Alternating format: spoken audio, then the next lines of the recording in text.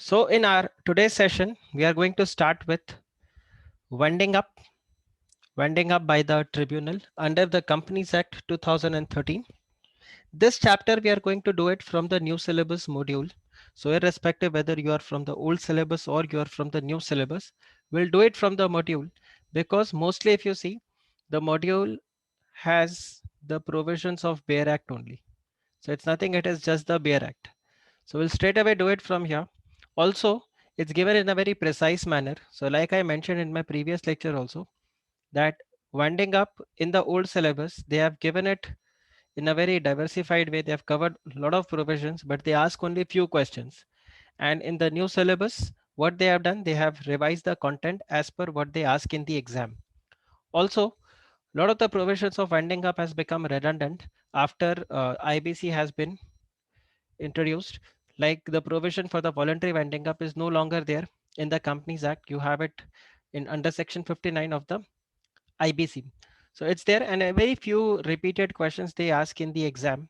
So I'll tell you those repeated questions also, and thereafter we'll also cover whatever provisions are given here in the winding up.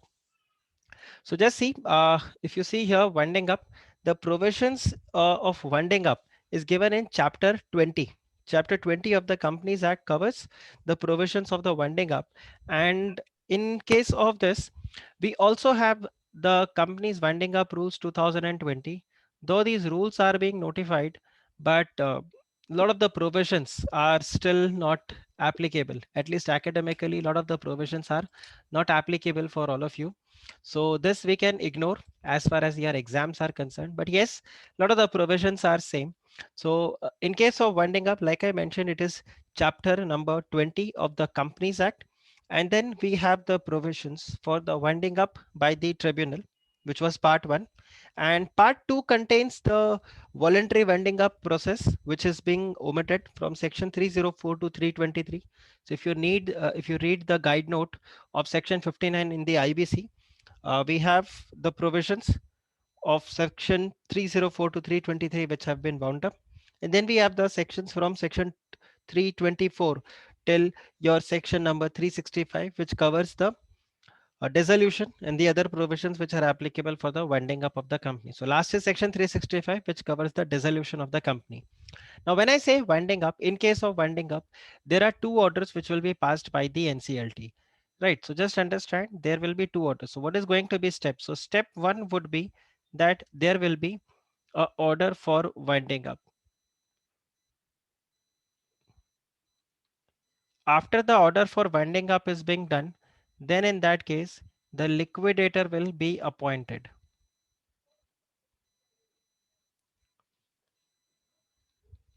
Liquidator will be appointed. And once the liquidator is appointed, liquidator is going to do the winding up proceedings, right? Or the liquidation process would start. What is going to happen in the liquidation process? The assets would be realized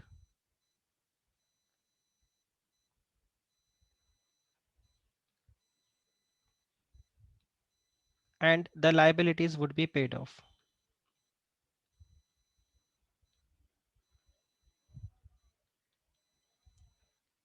So once this is done, then at last the liquidator will file the report to the tribunal,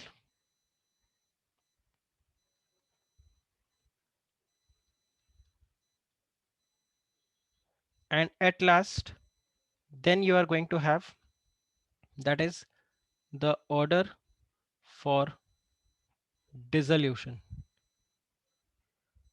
And this order of dissolution is the final end of the company. So these are the 5 steps. I hope these 5 steps would be clear to all of you. Just understand, two orders are passed by the NCLT. The first order that NCLT passes is the order for the winding up, and then you have the order for the dissolution. So these are the two orders. After winding up, it doesn't happen. It's not that right now, if the order for winding up has been passed, then in that case, the company ceases to exist. It's not that. We have seen in the mergers and amalgamation also that even after the order for winding up is passed, still the company can be revived. the company can enter into a compromise or arrangement, right?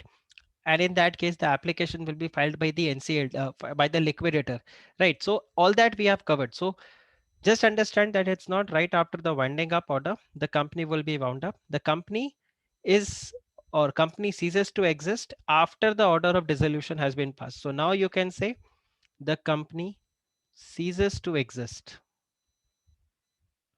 Okay. So this is the provision. So just see, you have the provisions for winding up. So one of the common question which institute used to ask was this: what do you mean by the term winding up? And what do you mean by the term dissolution? So just understand, winding up is the step one and dissolution is the last step. After winding up, the company can be revived, but after dissolution, the company cannot be revived, right? So it's not same. So just understand the entire process for bringing up a lawful end of the life of the company is divided into two stages. One is the winding up, another is the dissolution. So winding up is the first stage in the process whereby the assets are realized, the liabilities are paid off, and the surplus are distributed amongst the members of the company. And then we have the dissolution, which is the final stage whereby the existence of the company is withdrawn by the law, and dissolution brings about to an end to the legal entity of the company. So legally, the company will no longer exist. The company ceases to exist after the winding up order has been passed. This question gets repeated for 3 marks, it can come for 4 marks, or it can also come for 5 marks. Chances are very less that this will be asked for 5 marks. Usually you may get this for 3 marks, or old syllabus students you may get it for 4 marks in case the paper pattern does not change, which is very unlikely that the paper pattern they are going to change now. So in part C you get questions for 4 marks or for 5 marks. So if you get a question for 4 marks, then in that case it can be asked, but very less chance that this will be asked for 5 marks in either of the syllabus. But if they do, just explain this process. I'll tell you, just explain the entire process, what is the order for winding up and everything, and then after writing, so you can say the legal end of the company, right? The legal end of the company takes place as follows, takes place as follows, and you can write the 5 steps here, and thereafter you can explain dissolution and winding up. And also you need to understand that after the winding up order is passed, the company can still be revived, but after the dissolution order is being passed, the company cannot be revived here, right? Now what important change insolvency and bankruptcy code has brought in to the winding up provisions? So when I said you that the sections were omitted in the winding up, thereafter we also have this amendment that inability to pay the debts is no longer a ground for winding up of the company.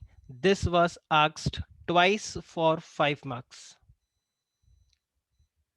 And in the old syllabus, this was asked in part A.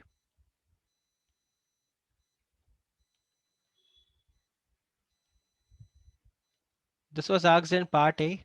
It was question number 1 and part C. I think 2019 attempt. So when we do the PYQ session, I'll let you know. But this was mostly, I think it was 2019 attempt, that inability to pay the debts. So you need to understand what changes have taken place. One is, again, the important changes which have been brought. One is this, that the inability to paying the debts is no longer a ground for filing the petition to the NCLT for the winding up of the company, because now if the company is not able to pay the debts, you have insolvency bankruptcy code. And if the creditor is a financial institution or a bank to whom SARFAESI is applicable, so they can go for SARFAESI Act. But otherwise, inability to pay the debts is no longer a ground for filing a winding up petition. And secondly, the provisions of the voluntary winding up from section 304 to 323, this is omitted after the IBC, and now this is being covered under section 59 of the IBC. So you need to know this. These are the two amendments which is there. So winding up is again not defined, but now winding up is being defined here. So the definition of winding up has been added. So earlier it was not defined, but now it has been defined. Winding up means the winding up under the Companies Act or the liquidation under the insolvency bankruptcy code as applicable. Now just understand there are two types of liquidation. One is the voluntary liquidation and another is the liquidation failing or due to the failing of the resolution plan. So both the types of liquidation will get covered and both of them will amount to what? Both of them would amount to the winding up of the company. So winding up is not defined. So one change, two change and three change. So this can be one of the exam question, that what are the important changes have been introduced in the winding up provisions of the Companies Act due to insolvency and the bankruptcy code. So this has been covered. Okay.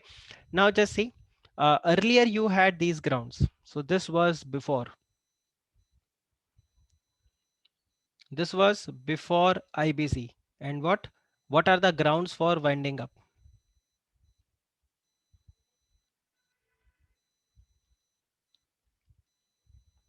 On what grounds you can file an application for winding up? So these were the grounds, but now, like I mentioned, this has been removed. This is now omitted. This is now omitted. Special resolution. So if the company has passed the special resolution and they have resolved that the company should be wound up by the tribunal, this is there. Then if the company has acted against the interest or the sovereignty of and integrity of the India, this is still there. If the tribunal has ordered the winding up under chapter, so this is again not there. This part is already, again, this is also omitted. Then if the application is made by the registrar or any person authorized by the central government that the affairs of the company have been conducted in a fraudulent manner, then in that case the company is would be wound up. Then if the company has made defaulted in filing with the registrar the financial statements or the annual return for an immediate period of 5 consecutive years financial year, then again the application can be filed. Or if the tribunal feels that it is just and equitable that the company should be wound up, then the company would be wound up. Now again, if you see section 241, 242, operation mismanagement, there also you have the provision that the tribunal may order for the winding up of the company. So these provisions are there. So these two are omitted. A and D, these are omitted. So earlier there were 7 grounds. Now you just have the 5 grounds. So these are the 5 grounds. Now you have only these 5 grounds. So if you get a question that what are the grounds on which the application for the winding up can be made under the Companies Act, or the company would be wound up by the tribunal under the Companies Act. So just remember section 271, which has been amended. And in that case, we have if the company has passed the special resolution or if the company has acted against the interest of the sovereignty and integrity of the India, or if the application is made by the registrar or the person who is authorized by the central government who is of the opinion that the affairs of the company have been conducted in a fraudulent manner, or let's say the company was formed for a fraudulent or unlawful purpose, or if the person concerned in the formation or management of the affairs have been found guilty of the fraud, misfeasance or misconduct in connection therewith, and it is proper that the company should be wound up, then again the application for winding up will be, or the order of winding up will be made by the tribunal. Or let's say the company has made a default in filing to the registrar the financial statements or annual returns for immediately 5 consecutive financial years. So just remember, you have financial statements or the annual returns, right? It's not and, which means if you continuously file the financial statements but you don't file the annual return, still this will be there. Let's say one year you file the financial statement, next year you file annual return, third year you file the financial statement, fourth year you file the annual return, fifth year you file the financial statement. So again, for 5 consecutive years you have skipped one of the document. Like first year you filed financial statement, so you skipped annual return. Second year you filed annual return, then you've skipped financials. So this can also be one of the ground that the company would be wound up. It's not and. If the word and would have been there, then even if you have filed the financial statements or the annual return, your application for winding up cannot be made. But now it is there. If consecutively if you have not filed, then again the application can be filed, or basically the winding up order can be made by the tribunal. And last is if it is just and equitable that the company should be wound up. and tribunal is of such opinion. In these case, the company would be wound up. So just understand the two grounds have been taken off. So if the company is unable to pay the debts, then the creditors cannot file the application in the tribunal for the winding up of the company. Then they have only one ground, that is they can file the application to the NCLT, right? Then they can file application to the NCLT for CIRP, or the secured creditor can take action under the SARFACI. I hope you will be able to write this answer. Is this clear? Guys, is this point clear? Yes, sir. So if I just show you the past paper compilation, you'll get to know this was, I think, 2019 attempt. Somewhere in 2019 or the recent attempt, they had asked this question. And students were surprised that how come they have asked this question in part A. That's because part A also covers your winding up provisions, brief provisions about the winding up. So old syllabus students, in your chapter number 1, you have this. So they had asked this question. So let me just take you. Yes. So this was 2018. Just see this.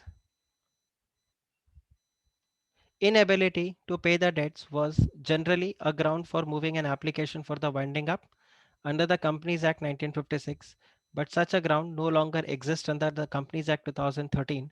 Now state the circumstances which compel the company to be wound up under the Companies Act 2013, and this question has been asked for 5 marks. So basically you have two parts. One is you need to mention if there is inability to pay the debts. Now if you cannot do winding up, what you can do, and secondly, what are the other grounds. So those 5 grounds you need to write, and here you need to mention about the IBC, and also that the company cannot, or basically the application cannot be made to the NCLT for the winding up of the company. Make sense? Does this make sense? Yes, sir. Okay, let's go ahead and then discuss. So who can make the application? So who can make the application? So circumstances under which, so this is again the repeated point. So don't need to worry. So who can make the application? So the application can be made by the company. So of course, if the special resolution is passed, then the company is now authorized. Then any contributory or contributories, they can file the application for the winding up, or any or all of the persons specified in clause A and B. So both of them can combined do that. Then again, it's the registrar person authorized by the central government. And then in case of the company acting against the integrity and sovereignty of the country, then in that case, the central government or the state government can also file the application for the winding up. So in this clause, the application can be filed by the central government, or it can be filed by the state government. Make sense? Now, what is the power of the tribunal? So power of the tribunal is when the application is made, the tribunal can dismiss, tribunal can make the interim order, tribunal can also appoint the provisional liquidator, tribunal can make the order for the winding up of the company, and it can pass any other order as it deems fit. So I don't think so that this is a very relevant question for your exam, right? So this is there. Then again, if you see filing of the statement of affairs of the company. So if you are from the old syllabus, executive old syllabus, you had this chapter in your accounts, like a liquidation of the company.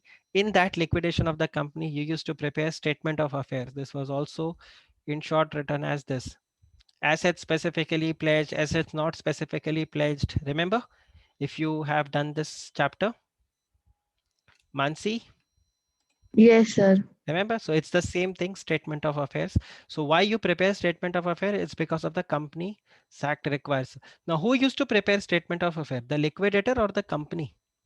It was whose liability to prepare the statement of affairs? Companies.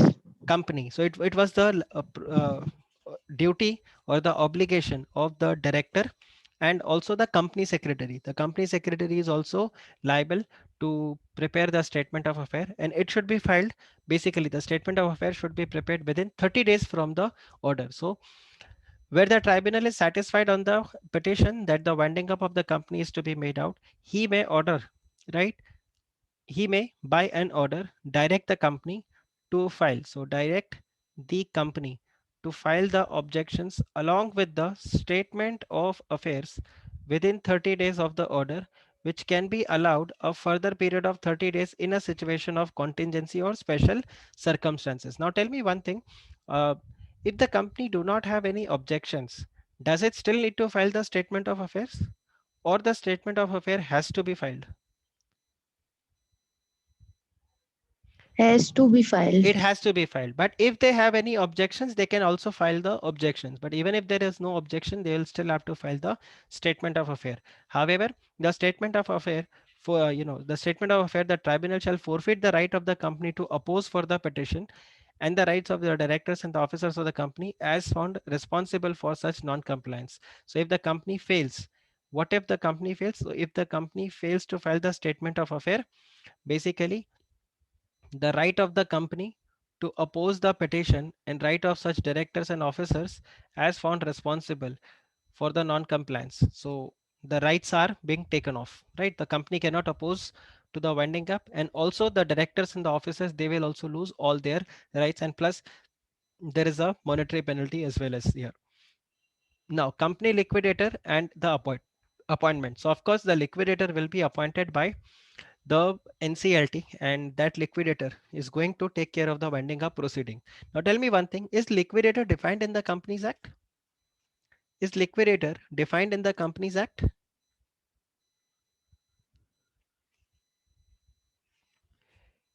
Is liquidator defined in the Companies Act? Company liquidator.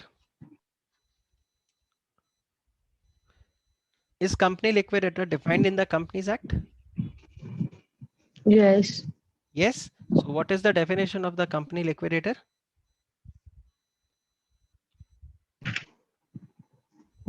Means which are appointed by tribunal. Correct. So the company liquidator are appointed by the tribunal either under section 275 of the Companies Act or under the IBC. Okay. Now, even if the IBC, the liquidator is being appointed, they will also be called as the liquidator. So for the purpose of the winding up of the company by the tribunal at any time passing the order of the winding up shall appoint, right, the official liquidator or a liquidator from the panel maintained under subsection 2 as company liquidator.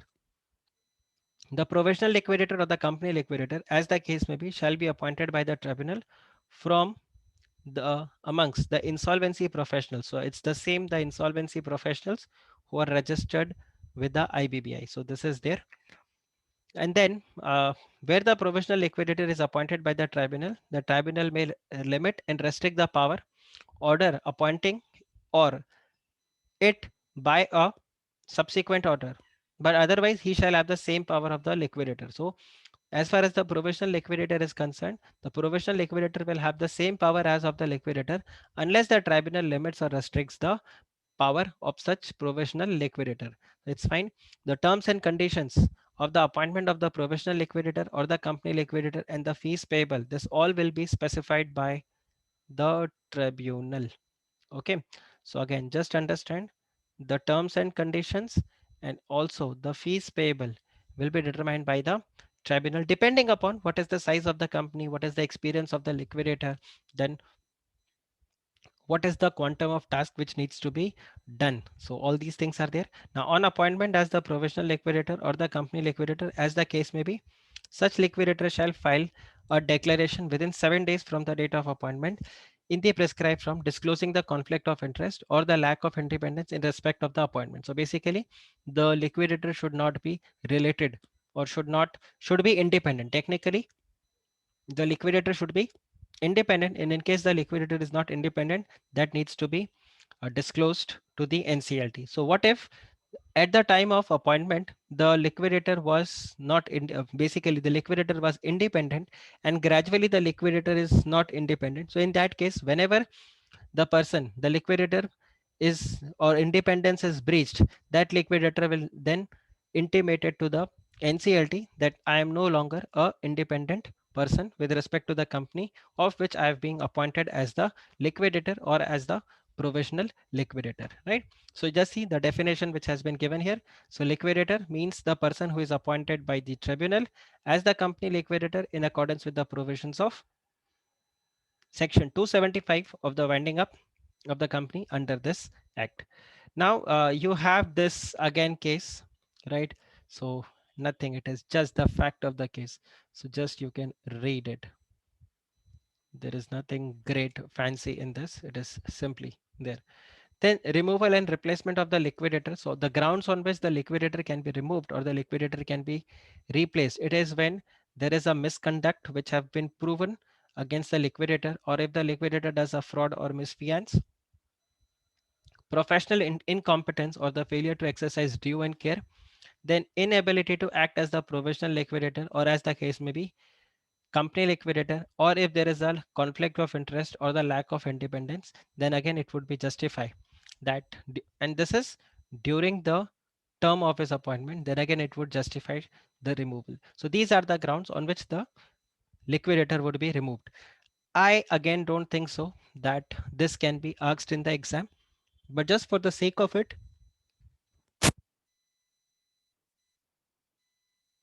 just remember this because it's very easy to remember these provisions. So just brush up before the exam that the liquidator can be removed or it can be replaced on these grounds.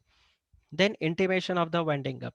So according to section 277, upon the appointment of the provisional liquidator or for the winding up of the company, the tribunal shall, within a period of not exceeding 7 days from the date of passing of the order, give the intimation to the liquidator. So basically NCLT is going to intimate it to the liquidator or the provisional liquidator and also to the registrar of the company, right?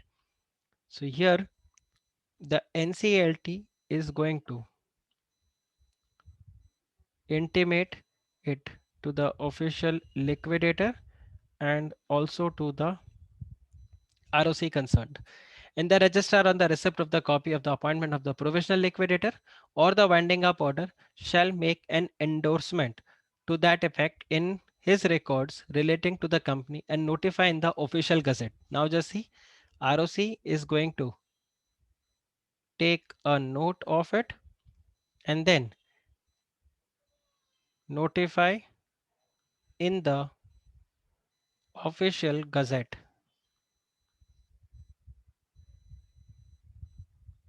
right? That such an order has been made, and in case of a listed company, the registrar shall also intimate to the stock exchanges, right? So, and also intimate it to the stock exchanges, right? Where the securities are listed, and such winding up order shall be the deemed notice. So if you remember, this was the same provision in case of the winding up after the failing of the resolution plan and in case of voluntary liquidation, that once the winding up order or once the liquidation order has been passed, it will be what? It is going to be the deemed notice of discharge to the officers, employees and workmen of the company, except where the business is to be continued, right? Or for the fruitful, or you can say for the effective winding up of the company or for the maximum realization of the assets of the company has to continue. Then in that case, those employees, officers and workmen will continue. Otherwise, it is going to be the deemed discharge of notice. Right. So within 3 weeks from the passing up of the winding up order, the company liquidator shall make an application to the tribunal for the constitution. So within 3 weeks from the date of passing up of the winding up order, okay, the constitution of winding up committee is going to happen. And basically what is the use of this winding up committee? The winding up committee is going to assist. So the winding up committee is going to assist and monitor the progress of liquidation proceedings by the company in carrying out the functions, right?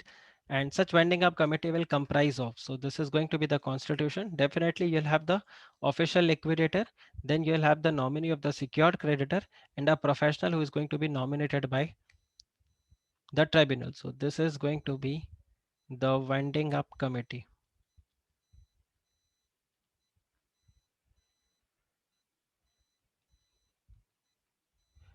And then the company liquidator shall be the convener of the meeting, and they are going to, so like how you have the committee of creditors in IBC, so same way you will have the committee with the winding up committee which will be formed, and basically they are going to assist as well as going to monitor the liquidation proceedings, right? Like take in case of taking over the assets of the company, examination of the statement of affairs, recovery of the property, cash and other assets of the company, review the audit reports of the company, sale of the assets, finalization of the list of creditors and contributories. By the way, who are contributories? Is contributory defined in the Companies Act? Is contributory defined in the Companies Act? No. No? Yes, contributory is defined. Contributory is defined under section 2, clause 26. Okay, so any person who is liable to the contribute to the assets of the company is a contributory. Okay, so any person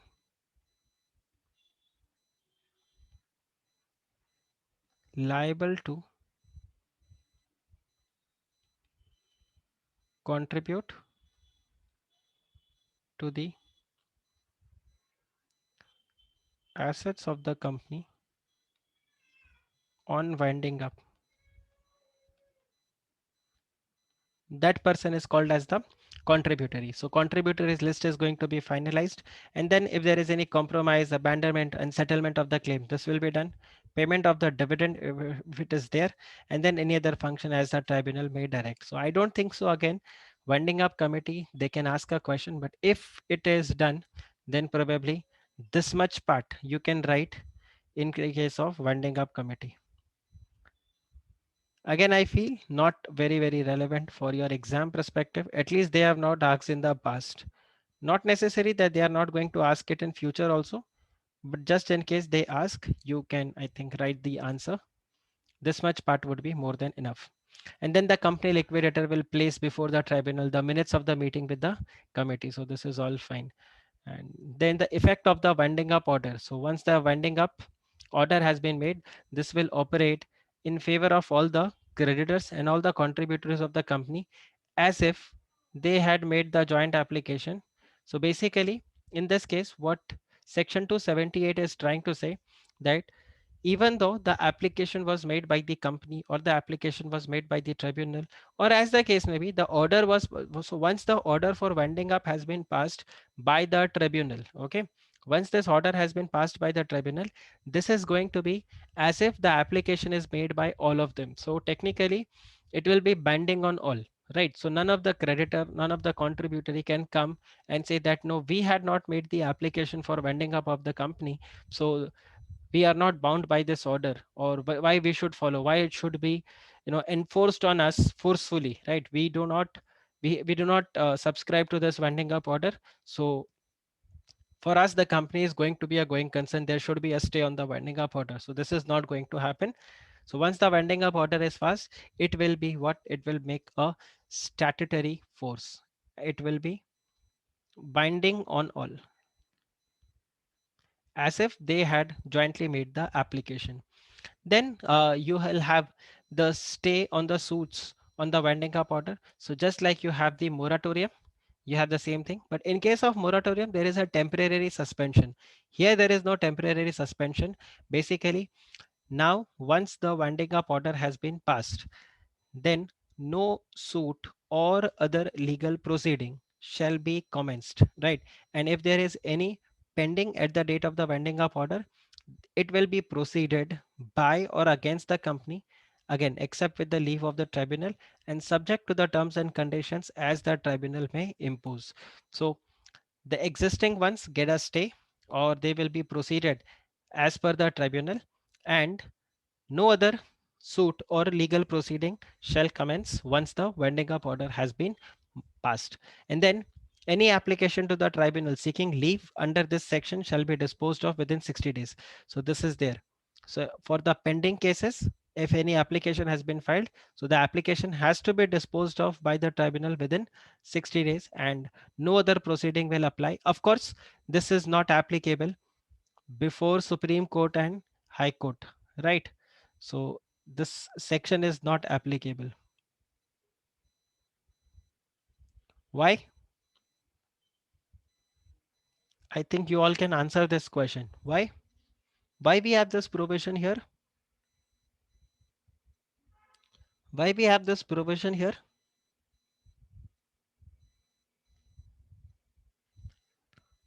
Why we have this provision?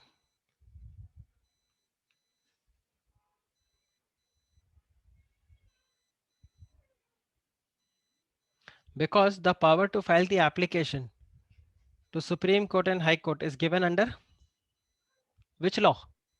It's given. NCLT. Huh? Supreme Court, High Court. Oh, sorry. We had discussed this in IBC also. So who gives the power? So from where does the power come? Central government. Central government. No.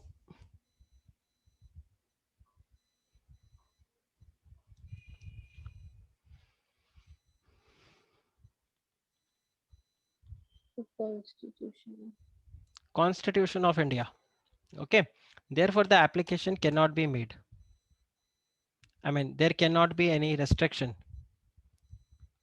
The moment you put such provision that you cannot make an application to High Court or Supreme Court, it will be unconstitutional. It will be beyond the power of the Constitution. So it's gone.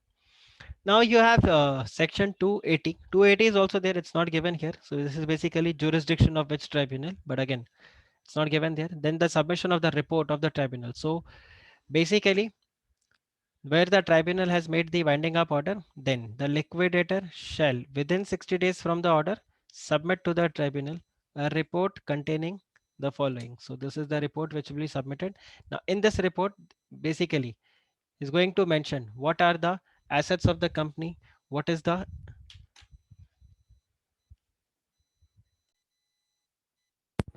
amount of cash which is available, which is in the hand, which is with the bank, the negotiable securities which are available, the details of all the assets, right?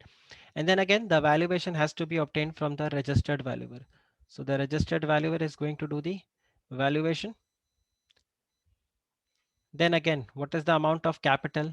Then what are the liabilities, both the existing liability as well as the contingent liability? Then what are the debts which are due to the company, right? So from whom the amount have to be realized, right? So this we are talking about the debtors of the company.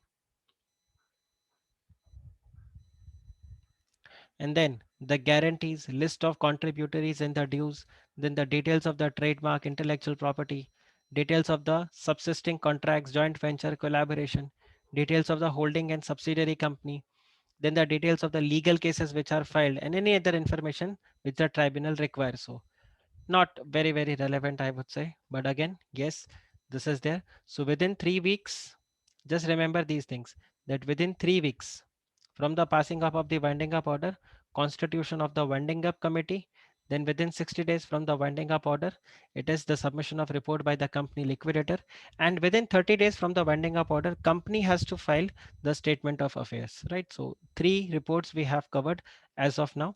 And then the company liquidator, they have mentioned other things, what is going to be the viability, right?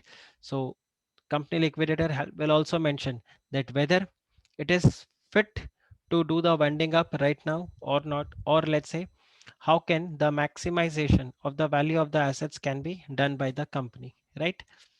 Then again, direction of the tribunal on the report of the company liquidator. So now basically, once this report has been filed by the liquidator to the company, then the liquidator will be directed by the tribunal that okay, now proceed with the realization of the assets of the company, and you can uh, pay the liabilities also, and all this should be done within this time. So basically once this report has been filed, so that's the reason you have covered everything. So depending on this, the liquidator will also mention that to wound up this company completely, I would require, let's say, 6 months, I would require 5 months, I would require 4 months. So whatever time period is required, the tribunal is going to provide that amount. So it's not that whatever tribunal the liquidator mentions, tribunal is going to say the same time. But yes, tentatively, tribunal will take into consideration what time period has been given by the liquidator.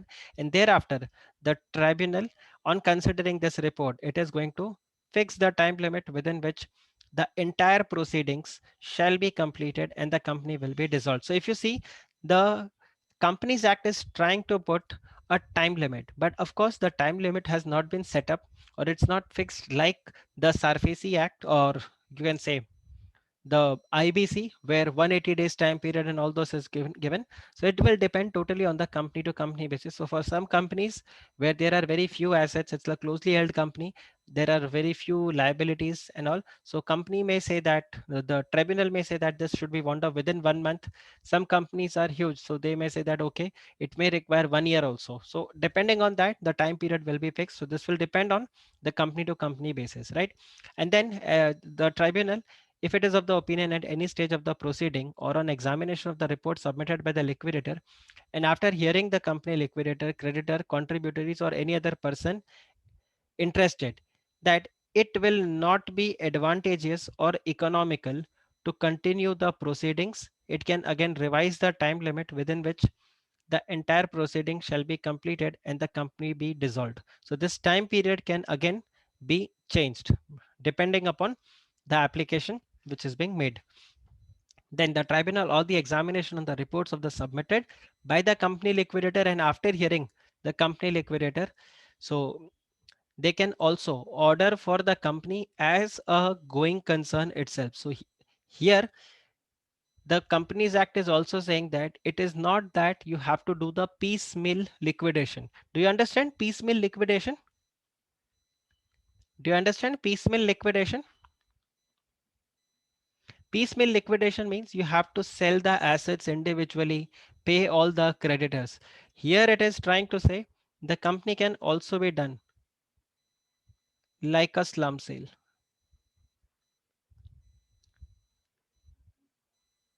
Just see, order for the sale of the company as a going concern or its asset as a part thereof. Got it? So not necessarily the entire company would be taken up.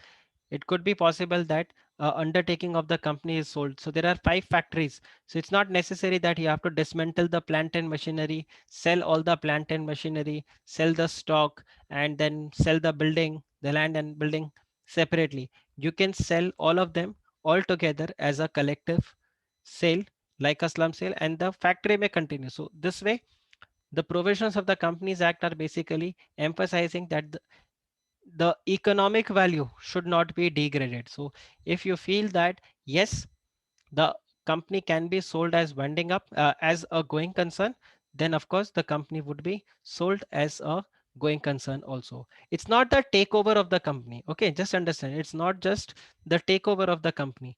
It is basically you're buying that the company is going, but the factory premise, everything which belonged to the previous company will now belong to the other company. Okay, so the factory of company A will be sold to company B, right? So it's not company A is getting sold, it's the assets of the company and everything, this will be sold to the other company. Of course the company will be wound up, right? This will be there. Now provided the tribunal where it fits considers fit, appoint a sale committee comprising of the creditors. So we have another committee now, that's the sale committee, but that's not mandatory. If the tribunal feels fit, they can appoint a sale committee here, right?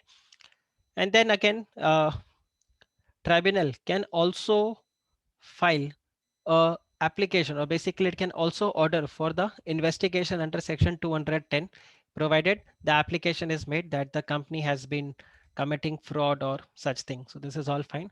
The custody of the company's premise, so everything will come into the hands of the company liquidator. So the custody and everything of the company's assets will come into the hands of the company liquidator from the date of the order. So this is again fine. Then there is one advisory committee. So we have the third committee now. So the advisory committee, right? So the tribunal may, again, if you see, this is not mandatory. This is discretionary. The tribunal may, while passing up the winding up order, it will also direct that there should be an advisory committee. So now, as the name suggests, advisory committee. So they are going to advise the liquidator, right? They will have the right. So they are going to basically keep a check on the entire winding up process. So like you have the winding up committee, which will assist. Advisory committee is there, which is going to oversee the entire liquidation proceeding. So tribunal may constitute an advisory committee, and it shall consist of not more than 12 members, being the creditors and contributories of the company, keeping in view the circumstances of the company under liquidation. And then the company liquidator will convene the meeting of the creditors and the contributories who are there, and basically provide them all the details. They will have the right to inspect the books of accounts, the other assets and properties which are there under the liquidator at a reasonable time, right? And the meeting of the advisory committee will be chaired by the company liquidator. So this is basically fine. Power and duties of the liquidator. Just give a basic reading. I don't think so there is anything technical here. Power and duties of the liquidator, you can just read: to carry on the business, right?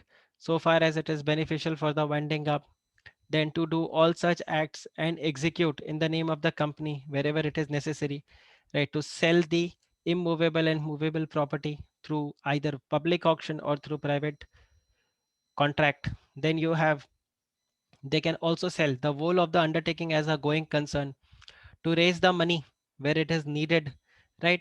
Then it can also institute or defend the any suit, invite and settle the claims, inspect the records of the company, right? Also provide the rank of the claim. The waterfall provision will be again set by the company liquidator to draw, make and endorse any negotiable instrument. So all these provisions are there, this you can see. And also he's going to chair the committees, the different committees which are formed, right? This is there.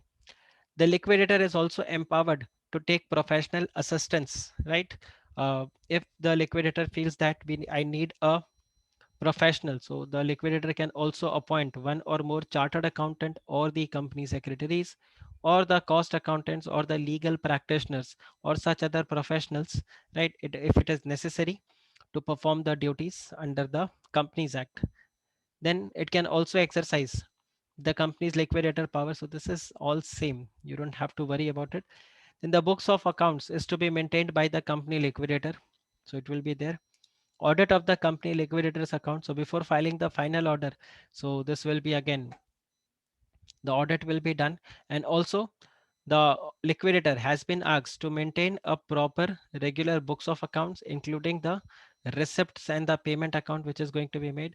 And then the company liquidator at such times as may be prescribed, but not less than twice in a year during his tenure in his office, present the tribunal and accounts of the receipts and payments of such liquidator, right? And this shall be verified by the declaration that all the details are correct. So this is there. The tribunal can also direct that the accounts should be audited, and then accordingly it will be audited by the auditor there. So this is again fine. So when the accounts of the company have been audited, one copy of the will be given by the liquidator to the tribunal and another will be given to the registrar, and it shall be open for inspection by any person. So this is there. Then further, if you see payments of the debts by the contributory and extent of set off. So just understand, if you are a member of a company and you are also the creditor of the company, same person. Let's say this is Mansi. Mansi is also the member of the company. Mansi is also the creditor of the company. As a member, Mansi, or if I say Mansi is also the contributory, okay. So Mansi is liable to contribute, let's say 3,000 rupees to the company. She has 1,000 shares on which 3 rupees call has to be paid. So Mansi is a contributory for 3,000 rupees. Mansi is also the creditor of the company. She has to take 5,000 rupees from the company. Now, Mansi can also say that set off these two amounts, right? Set off these two amounts and I would just get 2,000 rupees. So Mansi can say, just pay me 2,000 rupees instead of 5,000 and you can set off this 3,000 rupees. So between member and creditor, right? If the same person is a member and a creditor, this amount can be set off. But if you are a member of a company and then you have some amount to be received from the company and you have some amount to be paid to the company, that cannot be set off until and unless the creditors, all the creditors are being paid. I hope this point is clear. Is this clear? Is this point clear? If you are a member of a company and you are a creditor of a company, then you can do a set off. But if you are a member of a company wherein you have to receive some money and you have to pay some money to the company as a member, both the amount should be as the member, then in that case, the amount cannot be set off. So let's say as a member, you are to receive any amount, then again, that cannot be set off. So that will be set off only when all the creditors are being paid. And of course, if it's an unlimited company, then again there is no limit, you have to pay the entire amount. Also, the directors of the company, the managers of the company, if their liability is unlimited, they will have to contribute to the assets of the company in addition to what they do as a member of the company. So this is, these are the two provisions which are there, right? So just understand, the tribunal may at any time after passing of the winding up order pass an order requiring any contributory for the time being on the list of contributory to pay, right? The contributory can be directed to pay in the manner directed by the order any money due to the company from or from his estate of the person which he represents, exclusive of any money payable by him by his estate by virtue of any call in pursuance of this act. And of course, uh, the amount can also be set off. You will get this point as well, right? And then when all the creditors have been paid in full, then any money due on account of whatever to a contributory from the company may be allowed to be set off against or any of the subsequent call. Power to order for cost, this is all fine. Power to summon the person suspected having the property of the company. So if any person has the custody of the assets of the company and is not ready to give it to the liquidator, then again the tribunal will order for summon, and then in that case the person will have to appear before the tribunal, and also the assets would be required to be delivered to the liquidator. Anyway, it's the liquidator who gets the custody of the assets of the company, right? So this is fine.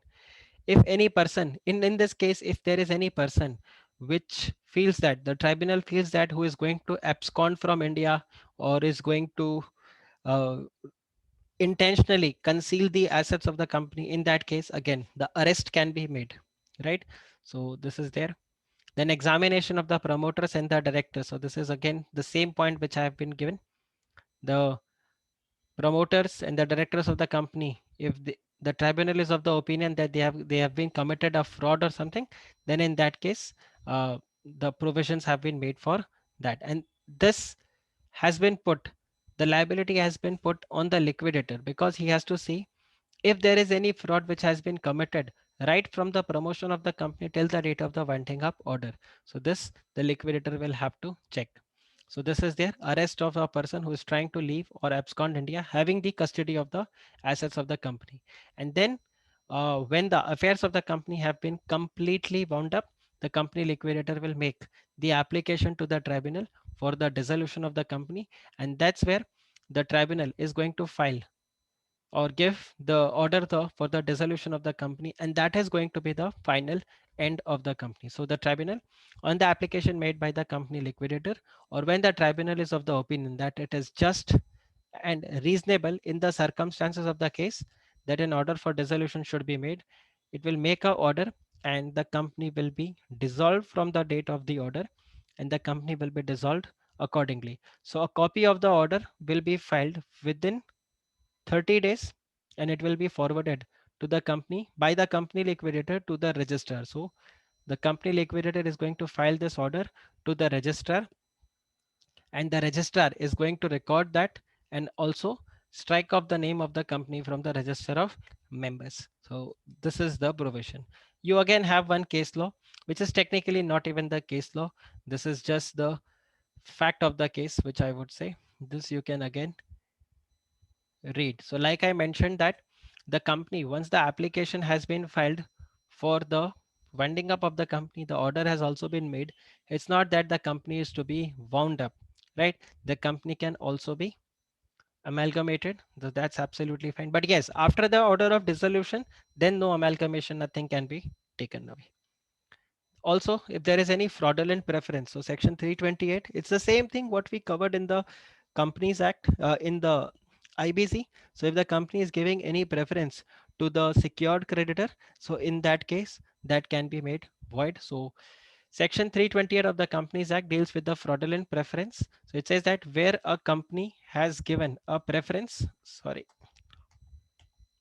yeah.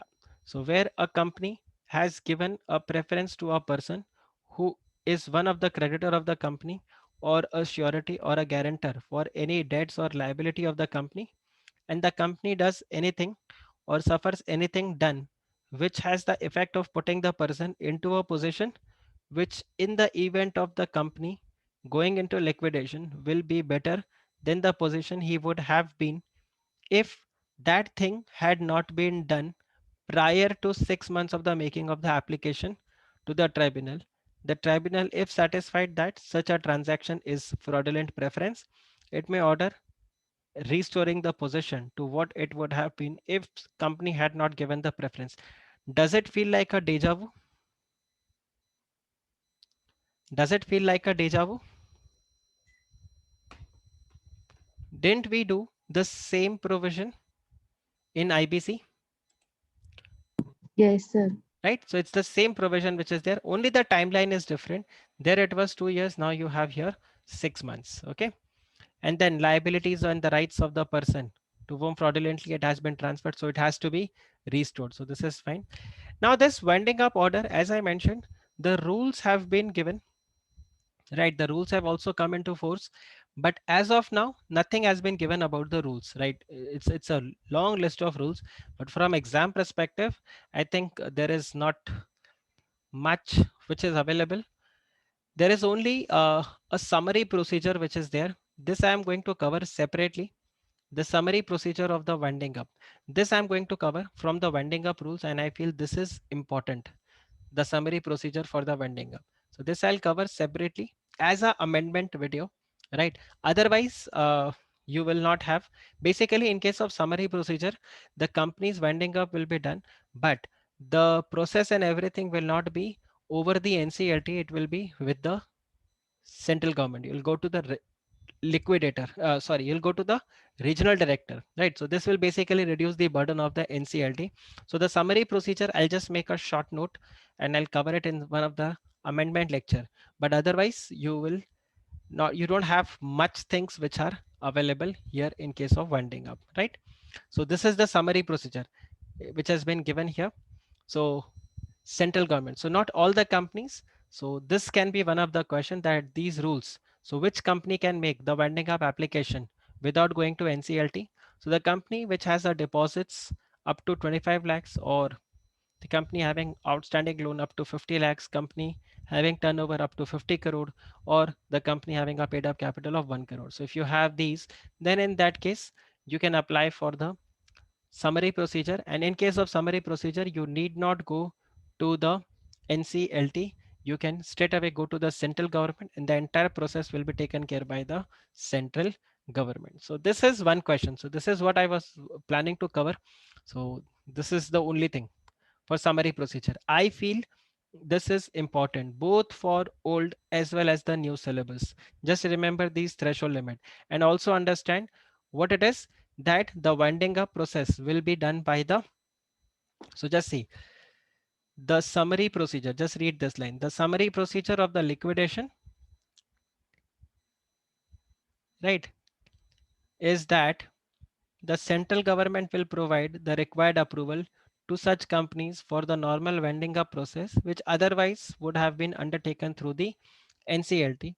So this is going to reduce the burden of the NCLT and shorten the overall winding up timelines. Why? Because NCLT dates is a very difficult part. So you have to take multiple dates, and it's not easy to get the dates from the NCLT. So there can be delay when you go to NCLT, and you have, so how you have the fast track case, right? How you have a fast track CIRP, same way you have this summary procedure for the winding up. So this is there. and other procedures which are given. Again, this is fact of the case. This is not even a case study. You can just read it, right? So I think that is it you have in the winding up process. And with this, you can say the winding up process is done. So there are very few topics which are there in the winding up, which is exclusively important for your exam perspective. Otherwise, it's the same thing, which is again repeated again and again in your exam. So which brings up to the almost end of the insolvency part. We are done with all except for the cross-border insolvency. So cross-border insolvency would also require one lecture. And once this is done, we'll be through with the entire part B of the IBC or the insolvency part. And for the old syllabus, we'll be through with the part C, right? Yes, sir. Okay, so that's it for your today's lecture. Take care. Bye bye.